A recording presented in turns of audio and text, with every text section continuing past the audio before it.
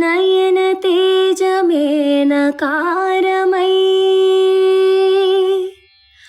మనోనిశ్చయం మకారమై శ్వాసచలనమే శికారమై వాంఛితార్థమేవ కారమై యోచన సకలము యకారమై నాదం నకారం మంత్రం మకారం స్తోత్రం శికారం వేదం వకారం యజ్ఞం యకారం ఓం నమః శివాయ ఓం నమః శివాయ ఓం నమః శివాయ.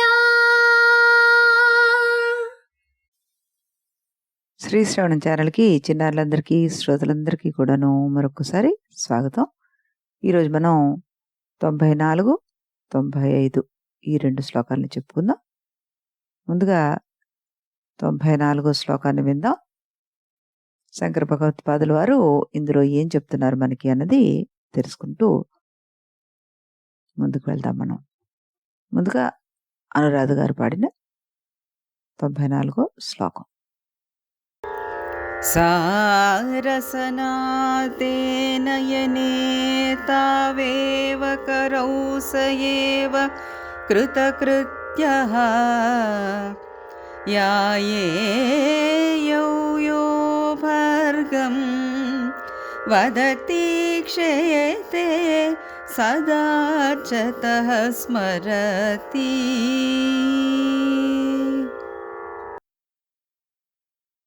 అనురాధ చాలా చక్కగా పాడి వినిపించారు ఈ శ్లోకాన్ని. దాని ప్రతిపదార్థం విందాం మనం.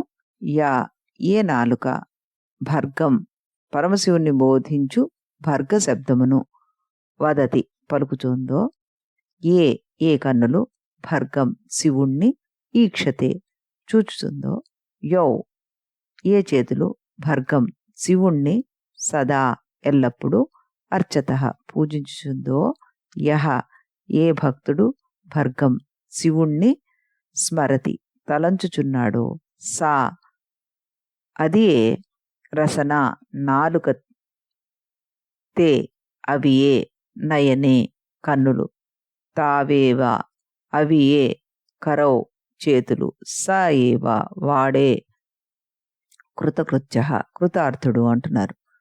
అంటే ఇక్కడ ఏం చెప్తున్నారు?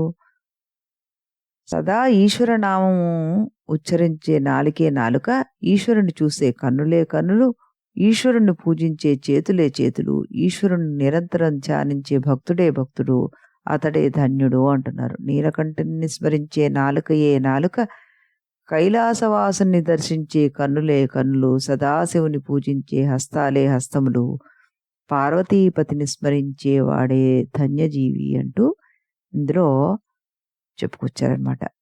ఈ శ్లోకం మనకి దేని గుర్తు తెస్తోంది అంటే, కమలాక్షుని అర్చించు కరములు కరములు శ్రీనాథు వర్ణించు జిహ్వ జిహ్వ, సురరక్షకుని జూచు చూడుకులు చూడుకులు, శేషసాయికి మొక్కు శిరము శిరము, విష్ణునాకర్ణించు వీనులు వీనులు, మధువైరి దవిలిన్ మనము మనము, భగవంతు వలగునో పదములు పదములు, పురుషోత్తముని మీద బుద్ధి బుద్ధి, దేవదేవుని చింతించు దినము దినము, చక్రహస్తుని ప్రకటించు చదువు చదువు, కుంభీనీదవు చెప్పెడి గురుడు గురుడు, తండ్రి హరజేరుమనియడి తండ్రి తండ్రి. పోతనామాచ్యుల వారు రచించిన ఈ పద్యం తెలియని తెలుగువాడంటూ ఎవరు ఉండరు. చాలా చక్కటి పద్యం. మనకి ఇంద్రియాలను ఆ భగవంతుడిచ్చిన ఆ ఇంద్రియాలని ఏ రకంగా ఉపయోగించాలి, ఈ చేతులతో ఏం చేయాలి, ఈ కళ్ళతో ఏం చేయాలి, ఈ చెవులతో ఏం చేయాలి, ఈ నోటితోటి ఏమి చేయాలి అన్నది చాలా చక్కటి భావాన్ని ఇస్తున్న అద్భుతమైన పద్యాల్లో పోతరామాచుల వారి రచనలో ఇది కూడా మరొక ఆణిముత్యం.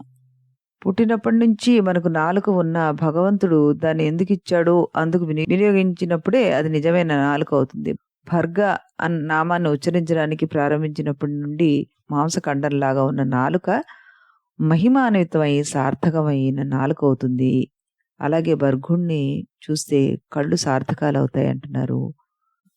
లేకపోతే అది రంగులున్న గోళీకాయలే అంటున్నారు. బర్గుణ్ణి పూజించడం ప్రారంభిస్తే ఆ చేతులు సార్థకాలు అవుతున్నాయి అంటున్నారు. అంతవరకు అవి వెదురు ముక్కలే. బర్గుణ్ణి స్మరించే జీవుడు కృతార్థుడవుతాడు. అతనే జీవిట. మొదట జిహ్వ మాంసం కండ అయితే రెండో జిహ్వ సార్థకమైన జిహ్వ. ఇలాగే ఈ పద్యంలో మిగతా వాటన్నిటిని కూడా మనం అర్థం చేసుకోవడం జరిగింది. శివుడికి ఇతర నామాలు ఎన్ని ఉన్నా బర్గ అనే పదాన్ని శంకరుల వారు ఇందులో వాడడంలో ఔచిత్యం ఏమిటి అంటే, భర్గ అన్న పదానికి బహ ప్లస్ గహ అని విడదీస్తే బహ అంటే వెలుగును సూచిస్తుంది, గహ అంటే గమనాన్ని సూచిస్తుంది, చైతన్యాన్ని సూచిస్తుంది అనమాట. దీన్ని బట్టి భర్గ అంటే చైతన్యవంతమైన వెలుగు లేదా చలించే వెలుగు రూపము అని అర్థం. భర్గ అని నాలుక ఉచ్చరించినప్పుడు ఆ నాలుక చైతన్యవంతమై వెలుగుతో సమన్వయాన్ని కలిగి ఉండి లో వెలుగు ఆ నాలుక ద్వారా బయటికి వ్యక్తం అవుతుంది. అలాగే భర్గుని కళ్ళు చూస్తున్నప్పుడు, భర్గుని చేతులతో అర్చిస్తున్నప్పుడు, జీవి ఆ భర్గుని స్మరించినప్పుడు ఆ జీవి కూడా చైతన్యవంతమై వెలుగుతాడు అంటూ దీనికి సమన్వయాన్ని మనం చక్కగా చెప్పుకోవచ్చు అనమాట. చాలా చక్కటి శ్లోకం. మరోసారి మనం అటు శివాయ విష్ణు రూపాయ అంటూ మరోసారి ఆ విష్ణుమూర్తి యొక్క శ్లోకాన్ని కూడా చదువుకుంటూ ఈరోజు ఈ శ్లోకాన్ని అర్థం చేసుకోవడానికి ప్రయత్నం చేసాం. అనువాద పద్యాన్ని కూడా వినేద్దాం. అనవరతము భర్గ శివ అంచును పల్కెడి నాల్కగున్ అనవరతము నిర్మల శివాకృతి చూచెడి కన్నగున్ అనవరతము భక్తిని శివార్చన చేసెడి చేయి చేయగున్ అనవరతముగా శివుని ధ్యానము చేసెడి వాడే ధన్యుడౌ అనవరతము భర్గ శివ అంచును పల్కెడి నాల్కగున్ అనవరతము నిర్మల శివాకృతి చూచెడి కన్నగున్ అనవరతము భక్తిని శివార్చన చేసెడి చేయి చేయగున్ అనవరతముగా శివుని ధ్యానము చేసెడి వాడే ధన్యుడౌ.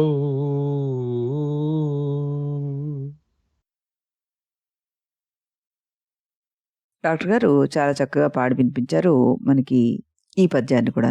మరోసారి ఆయనకి ధన్యవాదాలు తెలుపుకుంటూ 95వ శ్లోకాన్ని కూడా వినేద్దాం మనం. అతి మృదులౌ మమ చరణావతి కఠినం తే మనోభవానీశ ఇతి విచికిత్సాం సంత్యజ శివకథామాసి గిరౌ తథా ప్రవేశః.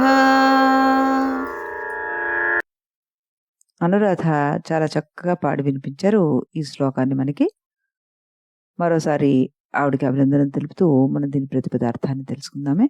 శివ ఓ మంగళ స్వరూపుడా, భవానీపతే ఓ పార్వతీపతి, మమ నా యొక్క, మనః మనస్సు, అతి కఠినం మిక్కిలి కఠినమైనది, ఇతి అని విచికిస్తాం సంశయంను, సంత్యజ విడుముము, తథా అట్టి, గిరౌ పర్వతం మీద, ప్రవేశ సంచారము, కథం ఇట్లు, ఆసీత్ అయ్యను అంటున్నారు.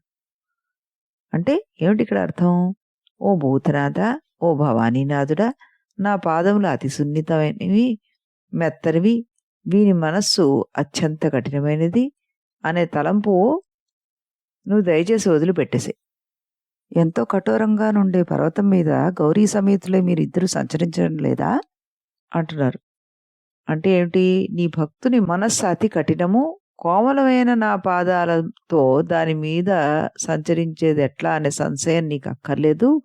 ఎంతో కఠోరముగా ఉండే పర్వతం మీద గౌరీ సమేతులై మీరు సంచరించడం లేదా అని ప్రశ్నిస్తున్నారు భగవత్పాదులు వారు. శంకరులు శివుణ్ణి ఈ శ్లోకంలో మళ్ళీ నిలదీస్తున్నారన్నమాట.